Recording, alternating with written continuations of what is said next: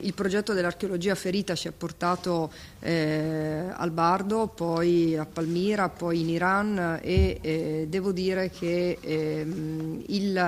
la mostra che inauguriamo sabato con la Repubblica di Serbia è per noi un grande onore ed è anche il modo per rafforzare ancora di più i legami che sono molto stretti non soltanto fra i nostri due paesi, ma devo dire anche fra la regione Friuli Venezia Giulia, la Repubblica di Serbia e ovviamente anche la comunità serbo-ortodossa di Trieste, che è molto numerosa, molto radicata e con cui la regione ha fortissimi legami. Siamo ancora nel solco del progetto che si chiama Archeologia Ferita, che ci ha portato, anzi che ha portato ad Aquileia veramente tanti tesori e ci ha permesso anche di rafforzare quelle relazioni che abbiamo con tanti paesi. Tanti paesi sono molto lontani, ma in realtà sono legati a noi da cultura, storia e questa mostra Tesori ed Imperatori è particolarmente legata al nostro territorio e rafforza i legami già importanti con la Repubblica Serba. Ne siamo particolarmente soddisfatti perché significa portare ad Aquileia e dare di nuovo ad Aquileia una centralità nel mondo che aveva oltre 2000 anni fa e che in qualche modo sta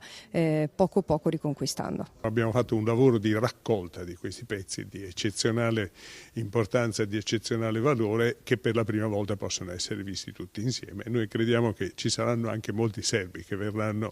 ad Aquileia per vedere questa collezione ricomposta per la prima volta e messa insieme. È una mostra importante perché precede di 3 mesi la riapertura del Museo Nazionale di Belgrado, che è stato chiuso per quasi 20 anni e dunque è in qualche modo un lancio che noi facciamo per la riapertura del Museo di Belgrado.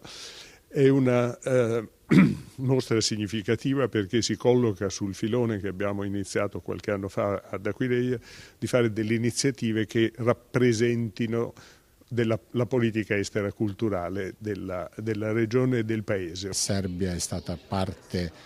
per secoli è stata parte dell'impero romano, ha una cultura e un passato che sono legati ai romani e all'impero romano. Vorrei che tanti italiani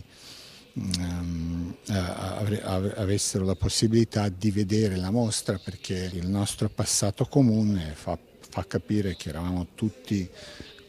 parte di un grande impero e di una grande idea. È una mostra importante perché